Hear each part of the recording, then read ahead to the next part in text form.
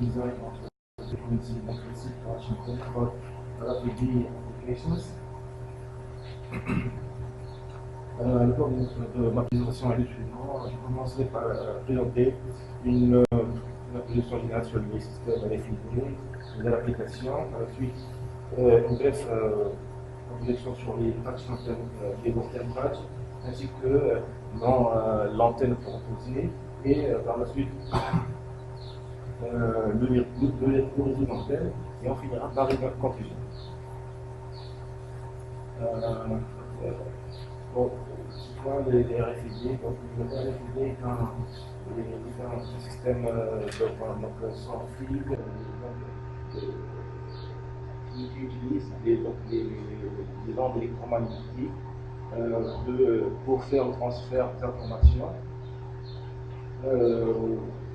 Voici donc un exemple, on appelle ça le tag. Il y a deux parties, donc le tag et le lecteur. Notre étude va être focalisée sur l'étude de l'antenne qui inclut dans le lecteur en fait. Donc ça c'est un exemple, comparaison de la dimension d'un texte est vraiment très petite en comparaison avec un grain de riz. Alors, ici, normalement donc, les tags ne nécessitent pas donc, des batteries, ils sont en fait il y a plusieurs types en fait, de tags.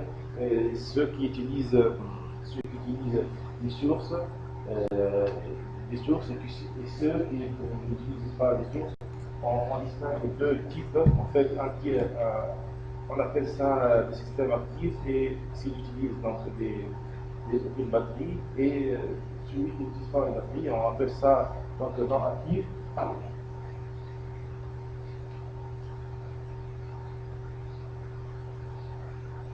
Ensuite, ici, quelques applications de RFID. Donc, on peut, le système de RFID peut être utilisé dans les automobiles, aussi dans le domaine pharmaceutique, aussi l'identification des animaux, et donc aussi pour détecter les personnes, etc. Une dernière application ici citée, c'est qu'on peut utiliser ce système-là pour le télépayage. En fait. Cette application nous intéresse pour cette étude pour caractériser une antenne destinée à cette application. L'application de tout payage. Donc l'étiquette est comme c'est donné par la technique de droite, l'étiquette le tag, on va dire, il est collé sur le pare-brise de la voiture et le lecteur il est en haut, donc qui permet de détecter le tag et ainsi faire l'autopayage sans que la voiture va s'arrêter dans la station. Donc il y aura un échange d'informations entre le lecteur qui est en haut et le tag qui est dans la voiture. L'antenne patch. Ici, je présente deux figures. Celle de la droite, c'est une antenne classique, carrée, et celle de gauche, c'est une antenne carrée aussi, mais avec des modifications, des fentes, etc. En fait, l'idée c'est quoi? L'idée c'est de faire une petite comparaison entre ces deux types d'antennes. Donc, j'ai l'apport de modification. Qu'est-ce qui apporte? En fait, c'est ça notre idée, c'est apporter des modifications à cette antenne classique afin de donner plus de degrés de liberté, entre autres les fréquences, etc. On peut ainsi décaler et faire des fréquences désirées. À savoir que dans notre application, on va travailler sur deux fréquences, dual frequency, c'est-à-dire la fréquence 245 et 5 8. Pour cela, donc, notre antenne proposée est la suivante. On a pensé à faire deux slots.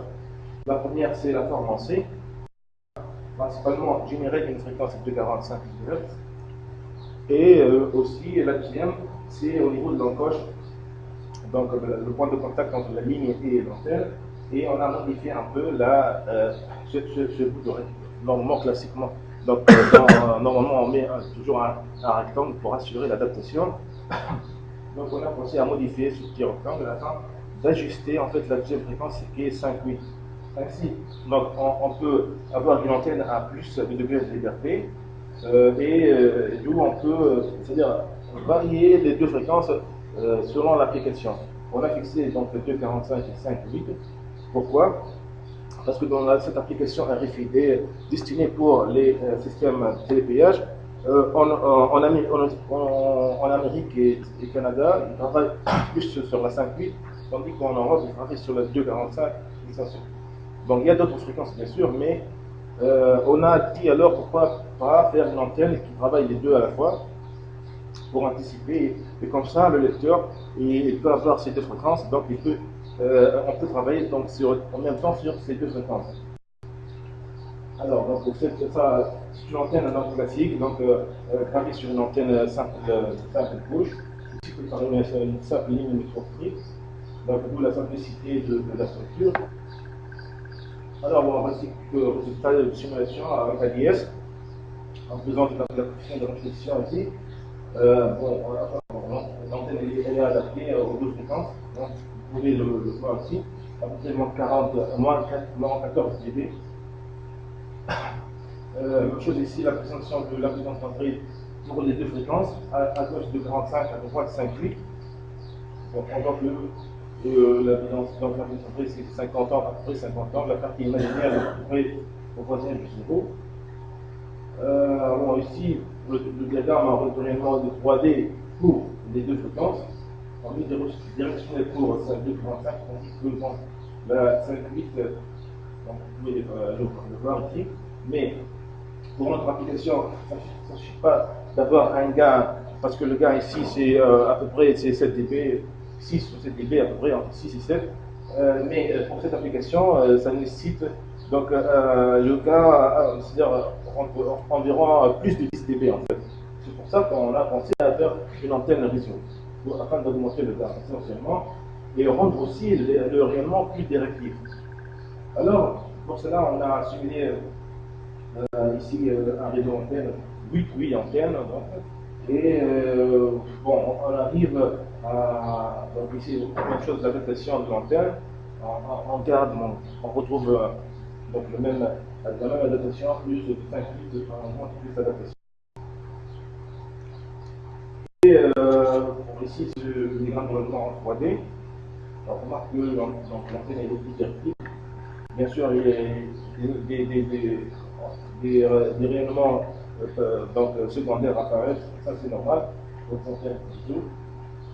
comme conclusion, donc une antenne à double fréquence présentée. Alors cette antenne elle est simple et elle présente plus de degrés de liberté, c'est-à-dire modifiable. L'originalité, si on peut dire, c'est l'apport de la modification des C-slots.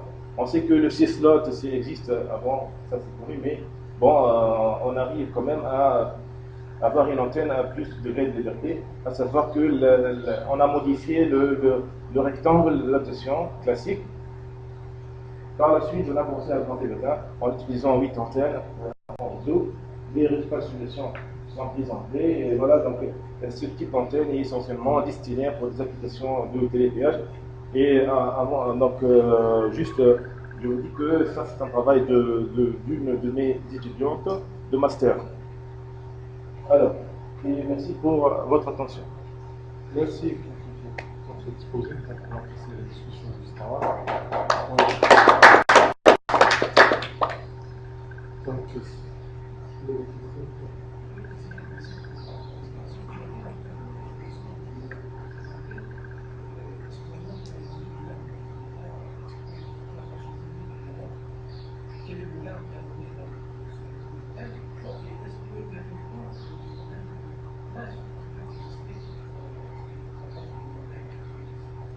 Les antennes en réseau obsolète. Bon, pour les gains, pour les simulations, ça donne, pour la fréquence 45, ça donne 14 dB à peu près, tandis que pour la 5.8, ça donne 11, quelque chose, après 12 dB. Pour le problème de couplage, bon, il faut garder une distance bien déterminée afin Normalement, on peut savoir ça. On peut simuler donc, par exemple deux antennes et il faut avoir en fait le S12, donc calculer le S12 pour avoir le transmission entre les deux ports d'excitation. Eh bien, à mon avis, il faut laisser lambda sur 4, choses comme ça, entre les deux antennes, quelque chose comme ça. Donc, forcément, il y a une distance minimale qu'il faut garder pour ne pas tomber dans le couplage entre les deux pages, les deux antennes. Voilà.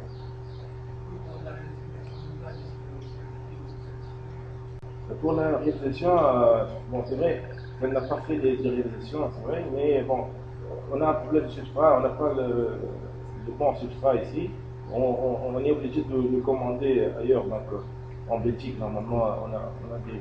Mais jusqu'à maintenant, on n'a pas reçu donc, le substrat pour finaliser les résultats. Bien qu'on a une micrograveuse au labo et aussi on a les heures de réseau, donc on peut facilement donc, mesurer les laissements. Le type qui est utilisé, juste,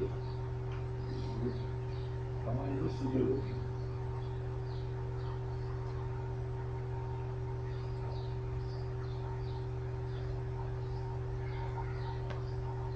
08 2.2. Voilà, le 08 5880, c'est 2.2 en fait. Je vous en prie. Voilà. Juste une dernière, parce que ça c'est pour l'antenne en fait, c'est pour l'émission, bien. En fait, ça c'est pour l'émission normalement. Je dis pourquoi je pose la question, parce que moi je regarde assez quand je lis certaines dimensions, capture, je dis que ça c'est en centimètres. Non, ça c'est en millimètres. En millimètres, donc c'est 5 cm. Oui. 5 cm, un réseau de 8, ça fait 40 cm, plus les espacements, ça fait presque un demi-mètre. Donc ça, on peut pas mettre comme tag. Non, c'est pas tag, c'est lecteur. Lecteur. Non, c'est lecteur. C'est fixe. C'est fixe, c'est comme celle-ci par exemple. Vous voyez, c'est faisable. Donc, autre chose, Ouais. vous avez un réseau, ça c'est un alignement. C'est-à-dire, dans un plan, le diagramme sera très fin. C'est-à-dire, il faut vraiment cibler. Si je ne sais pas dans Oui. le diagramme, j'ai donc Non, en fait, l'antenne doit être directive. Pourquoi? Parce que déjà, la voiture, on connaît la place de la voiture. Donc, la voiture, elle est fixe. Parce qu'il y a un piste qui est comme ça. Donc, la voiture doit être au milieu. Elle ne va pas être à gauche ni à droite. Donc, si vous mettez le lecteur au milieu, forcément, il va détecter, détecter la voiture. Ça, c'est une chose. Deuxièmement, il faut que le diagramme soit directif pour avoir un gain élevé aussi. Parce que si l'antenne devient omnidirectionnelle, forcément le gain il va se dégrader. Et nous, plus on augmente le gain, plus on aura, c'est-à-dire plus de marge, c'est-à-dire que l'information elle va arriver, voilà, efficacement, on va dire. Et bon, on peut jouer sur la distance aussi, la distance entre le tag et le lecteur. merci. Je vous en prie. Bon, il y a beaucoup de questions. Oui. C'est un sujet, c'est pas pour vous décevoir. C'est une occasion de discuter déjà. Et il n'y a pas d'objectif. Vous avez essayé de montrer qu'il y a un objectif, mais il n'y a pas d'objectif. Voilà. C'est pas un master en fait, c'est pas mon travail. Voilà. Mais c'est toi qui devant nous. C'est toi qui C'est pas grave. Non, mais au moins j'ai attendu à ce que vous nous approfondissiez un peu les interprétations, etc. Je vous pose une question comme ça. Vous avez une première fréquence de résonance et une deuxième fréquence de résonance avec une adaptation, c'est ça en gros. Donc, la première fréquence de résonance, est-ce que vous pouvez me dire, ou la deuxième alors, est-ce que vous me dites quelle est la longueur qui correspond à cette fréquence de résonance, la première ou la deuxième? Quelle longueur? Vous avez une longueur caractéristique qui correspond à cette fréquence de résonance. Vous avez un cela. Je ne veux pas dire quelle longueur, c'est toi qui vas me dire quelle longueur. C'est ce truc là, je vois défendre, etc. Je vous dis quelle est la longueur qui correspond à la première résonance et à la deuxième résonance. Normalement, pour C'est un- comme ça qu'on conçoit. Au début, Non. on conçoit. Normalement, si on conçoit une antenne, la longueur, normalement, c'est la longueur L qui va définir, c'est L sur 2 en fait. Normalement, c'est proportionnel à L sur 2. Vous voulez dire lambda sur Lambda. deux. Lambda sur 2, excuse-moi. Le L est égal à lambda sur 2. Proportionnel à lambda sur 2. Normalement, si on n'a pas de modification, Pas proportionnel, soit parce que si c'est lambda, vous risquez à annuler les mesures. oui, Voilà. normalement Donc, proche de lambda sur 2. Bah. C'est pas parce qu'il y a un delta L. ça arrive. Calculé après. D'accord. Voilà. Donc c'est proche de L sur 2. Lambda sur 2. Montre-moi sur la figure, s'il te plaît. Moi, c'est l'endroit caractéristique. Parce que j'ai une autre question. Allez. Donc, Oui, ça reste un endroit. donc, sur la figure, donc, vous trouvez le. Ça va, vous avez deux résonances. Donc, normalement, vous avez, par exemple, ce L4 en fait. Oui. Ce L4 ici, il définit donc, on va dire la première fréquence. Vous voyez, la première fréquence. Donc, ce Le L4, deuxième position. Elle تصعد donc fréquence donc الثانية plutôt. c'est la distance là. Donc, C'est quoi tu dis? non, normalement, c'est parce que le changement de dimension de cette fente-là, il définit la première fente. Donc, N, quand je vois comme ça, je dirais qu'il y a une fente. Et il y a une fente qui va définir ça. La longueur totale, c'est elle qui définit. C'est la différence, c'est Babinet qui dit la différence entre les fonds et en quelque sorte des patchs. Donc, pour les patchs, la longueur caractéristique, c'est l'impression de cette longueur-là, parce que à la limite, les autres ne viennent pas. Et pour les fonds, il faut prendre toute la longueur. Bon, c'est vrai. Donc, vous avez un problème d'adaptation, donc vous arrangez, je ne sais pas comment, pour Ouais, adapter disons les que fréquences, hein. pour côté un peu un coup de. Voilà. Ouais. Mais le problème, c'est le problème des harmonies. Ah, pour les réseaux. Non, même pour ça, parce que vous avez deux fréquences, vous avez deux longueurs caractéristiques. Moi, je prends les deux longueurs, je prends celle qui est en haut, c'est-à-dire celle qui match, et la forme. Mais les harmonies des premières peuvent correspondre aux fréquences propres de la deuxième. Et la séparation entre les harmoniques et la sécrétion des harmoniques, il y a un problème. Parce que vous avez bien